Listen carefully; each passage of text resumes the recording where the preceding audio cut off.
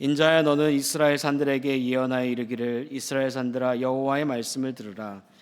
주 여호와께서 이같이 말씀하시기를, 원수들이 내게 대하여 말하기를, 아하, 옛적 높은 곳이 우리의 기업이 되었도다 했느니라. 그러므로 너는 예언하여 이르기를, 주 여호와께서 이같이 말씀하시기를, 그들이 너희를 황폐하게 하고 너희 사방을 삼켜 너희가 남은 이방인의 기업이 되게 하여 사람의 말거리와 백성의 비방거리가 되게 하였도다. 그러므로 이스라엘 산들아, 주 여호와의 말씀을 들을지어다. 산들과 맷뿌리들과 시내들과 골짜기들과 황폐한 사막들과 사방에 남아있는 이방인의 노략거리와 조롱거리가 된 버린 성읍들에게 주 여호와께서 이같이 말씀하셨느니라. 주 여호와께서 이같이 말씀하시기를, 내가 진실로 내 맹렬한 질투로 남아있는 이방인과 에돔 온 땅을 쳐서 말하였노니, 이는 그들이 심히 즐거워하는 마음과 멸시하는 심령으로 내 땅을 빼앗아 노력하여 자기 소유를 삼았음이라.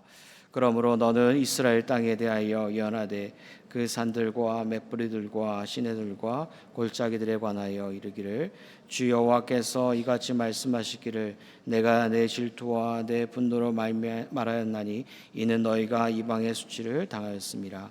그러므로 주 여호와께서 이같이 말씀하시기를, 내가 맹세하였은즉 너희 사방에 있는 이방인이 자신들의 수치를 반드시 당하리라. 그러나 너희 이스라엘 산들아, 너희는 가지를 내고 내 백성 이스라엘을 위하여 열매를 맺으리니 그들이 올 때가 가까이 이르렀음이라. 내가 돌이켜 너희와 함께하리니 사람이 너희를 갈고 심을 것이며, 내가 또 사람을 너희 위에 많게 하리니 이들은 이스라엘 온 족속이라. 그들을 성읍들에게 거주하게 하며 빈 땅에 건축하게 하리라. 내가 너희 위에 사람과 짐승을 많게 하되 그들의 수가 많고 번성하게 할 것이라. 너희 전 지위대로 사람이 거주하게 하여 너희를 처음보다 낮게 대우하리니 내가 여호와인 줄 너희가 알리라. 내가 사람을 너희 위에 다니게 하리니 그들은 내 백성 이스라엘이라. 그들은 너를 얻고 너는 그 기업이 되어 다시는 그들이 자식들을 잃어버리지 않게 하리라. 주 여호와께서 이같이 말씀하셨느니라.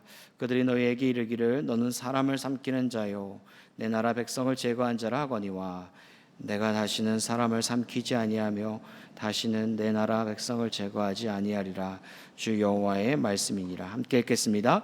내가 또 너를 여러 나라의 수치를 듣지 아니하게 하며 만민의 비방을 다시 받지 아니하게 하며 내 나라 백성을 다시 넘어뜨리지 아니하게 하리라. 주 여호와의 말씀이니라 하셨다라. 아멘. 네, 하나님께서는 선지자이자 제사장이었던 에스겔을 통해서 이스라엘의 죄에 대해서 심판하시는 것을 계속적으로 메시지를 전했던 것을 보게 됩니다. 한두 번이 아니었습니다. 수차례에 걸쳐서 선지자이자 제사장이었던 에스겔을 통해서 회개를 촉구했던 것이죠. 그럼에도 불구하고 그들은 들었는가? 듣지 않았던 것이죠. 그러니 돌이키지도 않게 됩니다. 여러분, 그 결과가 무엇일까요? 그 결과는 처참해지게 된 것이죠.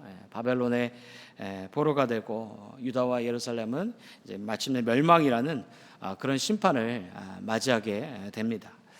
하행리의 법칙이라는 법칙이 있습니다. 이 법칙은요, 산업 안전에서 나오는 법칙인데, 큰 사고가 일어나기까지는요, 갑자기 우연하게 그 사고가 일어나는 것이 아니다라는 것입니다. 그런 큰 사고가 일어나기까지 어떠한 일들이 있냐면 300번의 위험 신호가 있다고 합니다. 그런 300번의 위험 신호가 있고, 그리고 29번의 큰 경고가 있고, 마침내 한 번에 큰 사고가 일어나게 되어진다는 것입니다. 그러니까 그 사고가 일어나기 전에 수백 번의 위험 신호와 수십 번의 경고와, 그리고 그것들이 반복되어서 지켜지지 않을 때 큰 재해가 일어나게 되어지는 것이 그런 하인리의 법칙이라는 법칙이 있습니다. 마치 이와 같습니다. 여러분, 유다와 예루살렘이 하루아침에 멸망이 되어지고 무너진 것 같지만 그렇지 않았습니다. 하나님은 선지자를 통해서 돌이켜라, 내 말을 들어라 여러 번 경고하신 것을 우리가 바라보게 됩니다. 그럼에도 그 경고를 듣지 않았기 때문에 마침내 그들은 죄에서 심판을 맞이하게 되어지는 그런 처참한 일들을 보여주고 있습니다. 여러분, 그렇습니다. 오늘도 하나님께서는 저와 여러분들에게 끊임없이 말씀하시는 하나님이신 줄 믿습니다.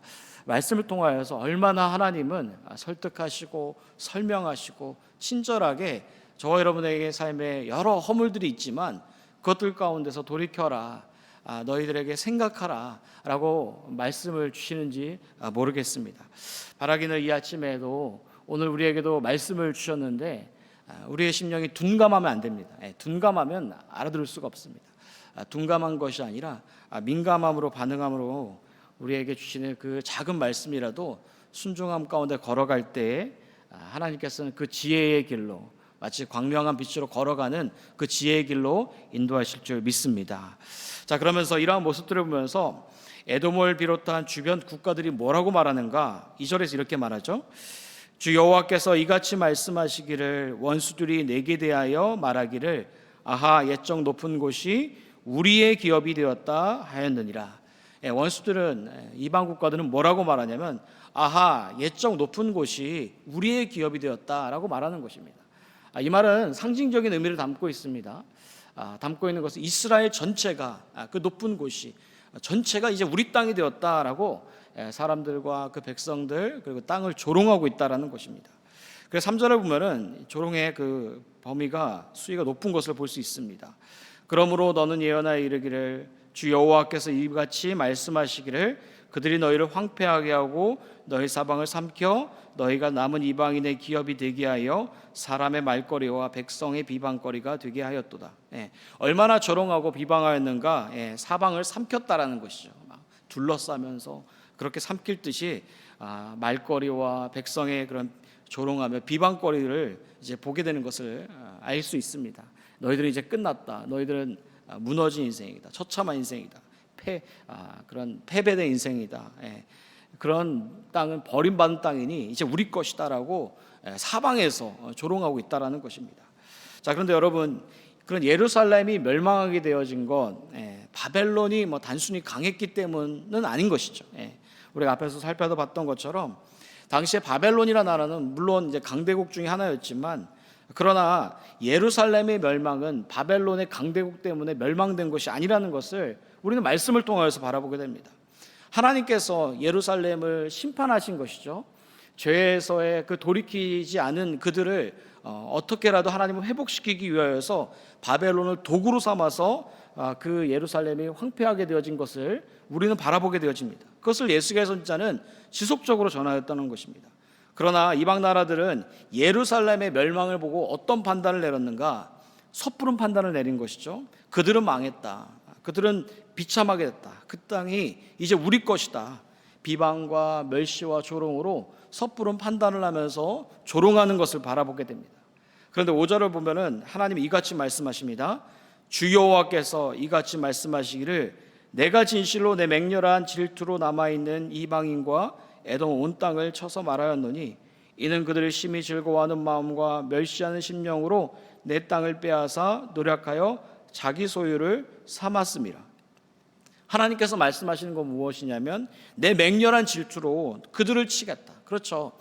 바벨론의 강대국 때문에 예루살렘이 멸망되어진 것처럼 보이지만, 그러나 그 예루살렘 멸망은 그들의 힘으로 된 것이 아니라 죄에서 돌이키지 않은 심판의 대가였다라는 것입니다. 그렇기 때문에 예루살렘은 바벨론의 것도 아니었고 에돔 것도 아니었습니다.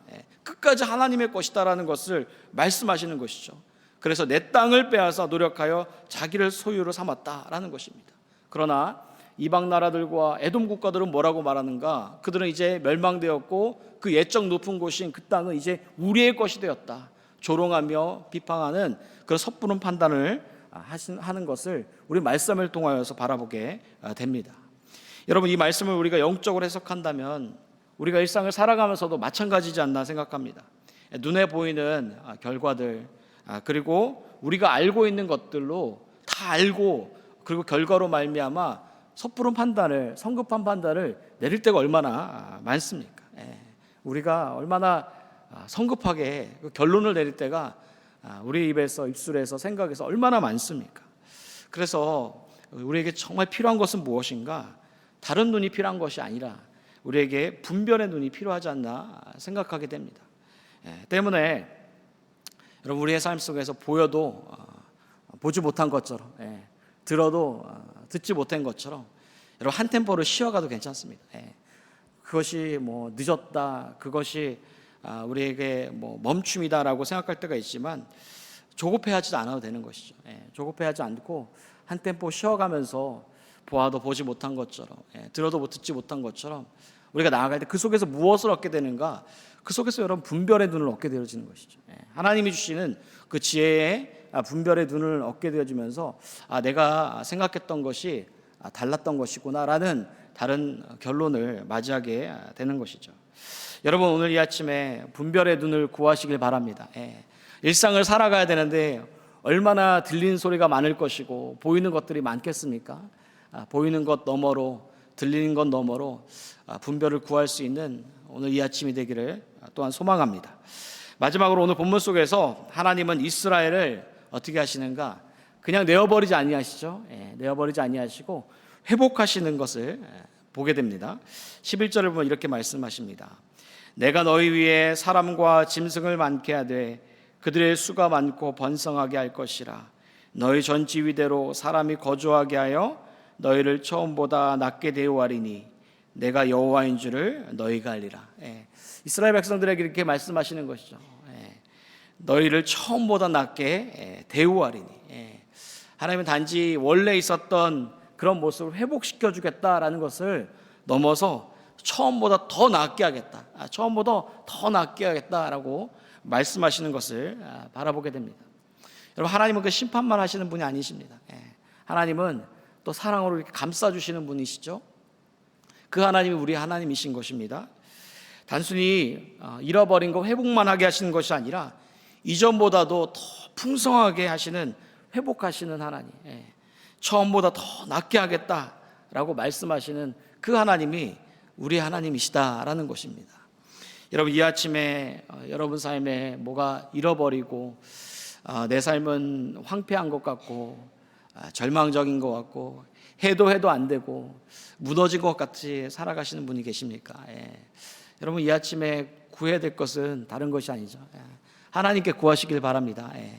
하나님을 붙잡고 구하는 것이, 갈망하고 간절히 구하게 되면 마치 수르보니에게 여인에게 부스러기의 은혜가 임하였던 것처럼 그 부스러기의 은혜로 말미암아 우리에게 처음보다 더 낫게 하시는 그 은혜가 있는 줄 믿습니다. 우리에게 단지 잃어버렸던 것 다시 도로 되찾게 되어지는 그 회복을 넘어서 더 풍성하게 하시는, 처음보다 더 낫게 하겠다라고 말씀하시는 그 은혜가 오늘 이 아침에 임하게 될 줄 믿습니다. 여러분, 이 아침에 내가 너를 처음보다 더 낫게 하리라 라고 말씀하신 이 말씀을 붙잡고 구하실 때에 하나님께서 처음보다 더 낫게 하실 줄 믿습니다.